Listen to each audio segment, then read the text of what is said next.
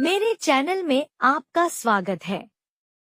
आज मैं आपको एलोपेसिया एरियाटा के प्राकृतिक इलाज के बारे में बताऊंगा। अगर आप इस समस्या को प्राकृतिक तरीकों से संभालना चाहते हैं, तो आप सही जगह पर हैं। एलोपेसिया एरियाटा एक ऐसी स्थिति है जिसमें आपका इम्यून सिस्टम आपके बालों को छोटे छोटे पैच में गिरा देता है। इसका कोई पक्का इलाज नहीं है, लेकिन कई लोगों को प्राकृतिक इलाज से आराम मिला है।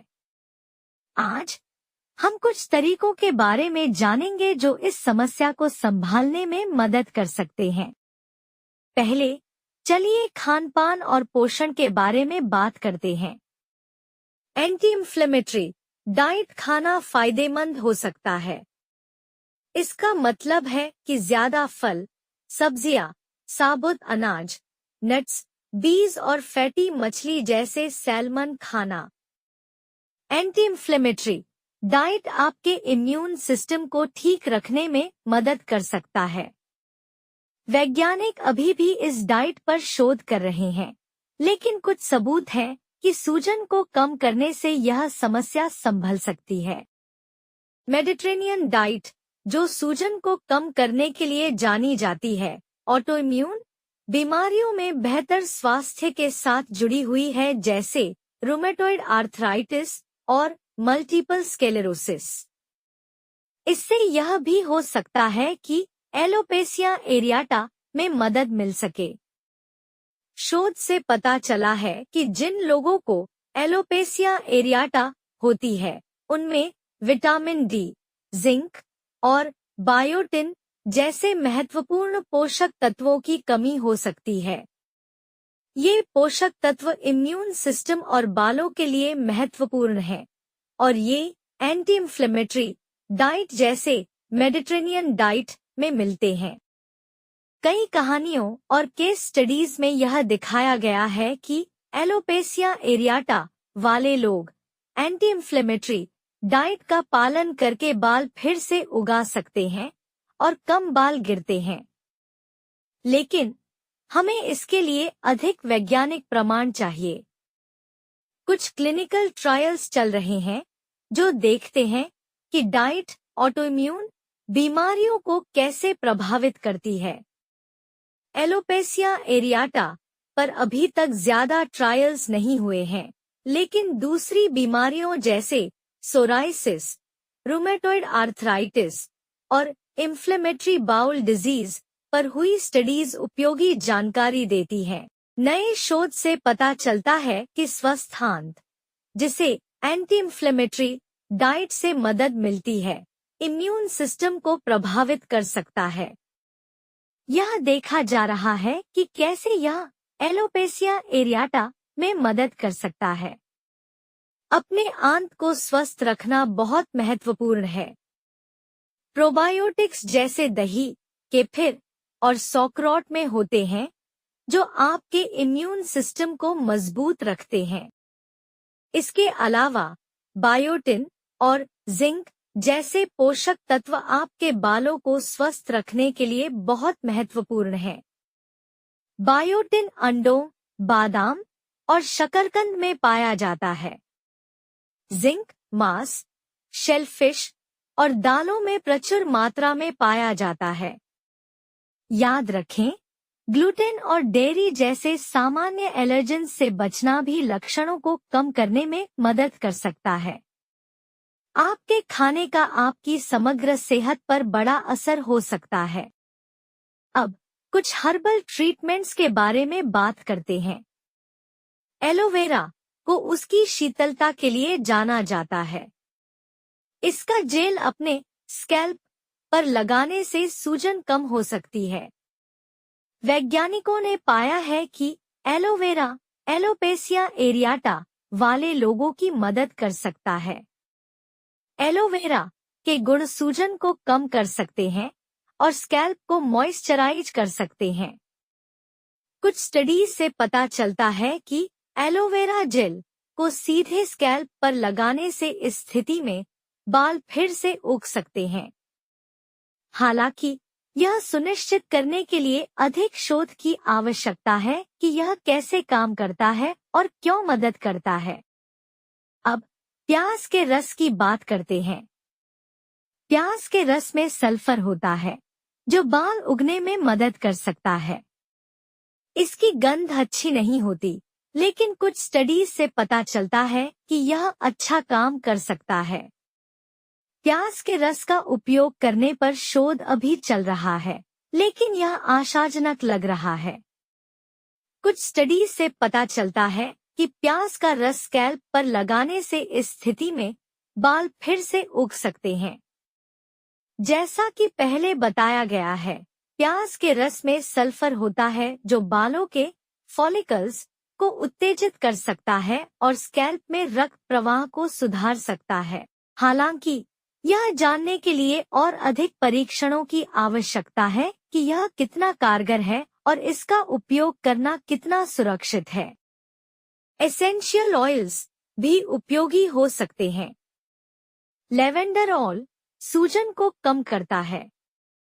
इसे दूसरे तेल के साथ मिलाकर अपने स्कैल्प पर मसाज करें। पेपरमिंट ऑयल रक्त प्रवाह को बढ़ाता है और रोजमेरी ऑयल को बाल उगाने में मददगार माना जाता है। लेवेंडर ऑयल के उपयोग पर शोध सीमित है। कुछ शोध बताते हैं कि लेवेंडर ऑयल सूजन को कम कर सकता है, जो स्कैल्प और बालों के फॉलिकल्स के लिए अच्छा हो सकता है। हालांकि हमारे पास यह कहने के लिए पर्याप्त प्रमाण नहीं है कि यह वास्तव में बालों के विकास में मदद करता है। इसके काम करने के तरीके और इसके लाभ सुनिश्चित करने के लिए और अधिक शोध की आवश्यकता है। एलोपेसिया एरियाटा से निपटने के लिए तनाव को नियंत्रित करना बहुत महत्वपूर्ण है, क्योंकि तनाव ऑटोइम्यून समस्याओं को बढ़ा सकता है। वैज्ञानिक अभी भी ठीक से अध्ययन कर रहे हैं कि यह कैसे होता है, लेकिन बहुत सारे शोध बताते हैं कि तनाव प्रबंधन मदद कर सकता है। तनाव ऑटोइम्यून बीमारियों को बढ़ावा दे सकता है। यह hypothalamic pituitary adrenal HPA axis को प्रभावित करता है और कोर्टिसोल जैसे हार्मोन छोड़ता है, जो इम्यून सिस्टम को प्रभावित कर सकते हैं और सूजन को बढ़ा सकते हैं। क्रोनिक तनाव इम्यून सिस्टम को गड़बड़ कर सकता है और ऑटोइम्यून समस्याओं को बढ़ा सकता है। एलोपेसिया एरियाटा वाले लोग उन लोगों की तुलना में अधिक तनावग्रस्त और चिंतित महसूस कर सकते हैं जिनमें यह नहीं है। The journal of investigative dermatology में एक अध्ययन में पाया गया कि तनाव एलोपेसिया एरियाटा वाले लोगों में बालों के झड़ने को बढ़ा सकता है। Cognitive behavioural therapy, mindfulness meditation और अन्य तनाव प्रबंधन तकनीकें लक्षणों को कम कर सकती हैं। अपने डॉक्टरों से बात करना और एक योजना बनाना महत्वपूर्ण है जो आपकी जरूरतों के अनुरूप हो। अब चलिए स्कैल्प मसाज के बारे में बात करते हैं। अपने स्कैल्प की नियमित मसाज करने से आपके बालों की जड़ों में रक्त प्रवाह बढ़ सकता है। आप नारियल या जैतून के तेल जैसे प्राकृतिक तेलों का उपयोग कर सकते हैं। वैज्ञानिकों ने स्कैल्प मसाज को एलोपेसिया एरियाटा के उपचार के लिए विशेष रूप से ज्यादा अध्ययन नहीं किया है, लेकिन मसाज रक्त प्रवाह को बढ़ा सकती है, जिससे बालों की जड़ों को अधिक पोषक तत्व और ऑक्सीजन मिल सकते हैं, जो बालों के विकास में मदद कर सकते हैं। कुछ स्टडीज से संकेत मिलता है कि स्कैल्प मसाज सामान्य स्कैल्प स्वास्थ्य के लिए अच्छी हो सकती है, जिसमें एलोपेसिया एरियाटा जैसी स्थितियां भी शामिल हैं। हमें यह जानने के लिए और शोध की आवश्यकता है कि स्कैल्प मसाज कितनी सहायक है और इसका उपयोग करने के सर्वोत्तम तरीके क्या हैं। सप्लीमेंट्स लेने से भी आपके बाल स्वस्थ रह सकते हैं।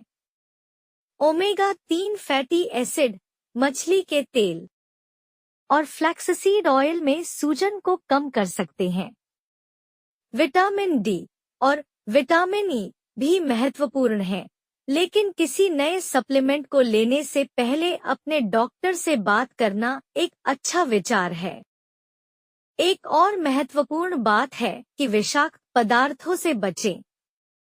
प्रदूषकों से दूर रहें, धूम्रपान न करें और शराब का सेवन कम करें। अपने बालों के साथ नरमी से पेश आएं। कठोर उपचार जैसे कलरिंग, पर्मिंग और हॉट टूल्स का उपयोग करने से बचें। कोमल, प्राकृतिक हेयर प्रोडक्ट्स का उपयोग करें और टाइट हेयर स्टाइल्स से बचें जो बालों की जड़ों को खींच सकते हैं। माइंड बॉडी प्रैक्टिसेस जैसे एक्यूपंक्चर पर विचार करें, जो आपके शरीर की ऊर्जा को संतुलित करने में मदद कर सकते हैं। हिप्नोथेरेपी भी एलोपेसिया एरियाटा के साथ रहने वाले भावनाओं और विचारों को संभालने में मदद कर सकती है। वैज्ञानिकों ने एलोपेसिया एरियाटा के इलाज के लिए एक्यूपंक्चर पर ज्यादा अध्ययन नहीं किया है। कुछ शोध सुझाव देते हैं कि एक्यूपंक्चर समग्र स्वास्थ्य और कल्याण में सुधार कर सकता है, जो इस स्थिति के साथ अप्रत्यक्ष रूप से मदद कर सकता है। एक्यूपंक्चर शरीर के विशिष्ट बिंदुओं को उत्तेजित करता है ताकि ऊर्जा प्रवाह और संतुलन को बढ़ावा मिल सके। यह तनाव और सूजन को कम करने में मदद कर सकता है, जो एलोपेसिया एरियाटा को प्रभावित कर सकते हैं। लेकिन हमें यह जानने के लिए और अधिक शोध की आवश्यकता है कि एक्यूपंक्चर वास्तव में इस स्थिति में मदद करता है या नहीं। एक्यूपंक्चर या किसी अन्य वैकल्पिक उपचार को आजमाने से पहले अपने डॉक्टर से बात करना महत्वपूर्ण है। जबकि ये प्राकृतिक इलाज सभी के लिए मददगार नहीं हो सकते, वे एलोपेसिया एरियाटा से निपटने के लिए एक संपूर्ण शरीर दृष्टिकोण का हिस्सा हो सकते हैं। देखने के लिए धन्यवाद। स्वस्थ और सकारात्मक बने रहें। याद रखें, आप इस यात्रा में अकेले नहीं हैं।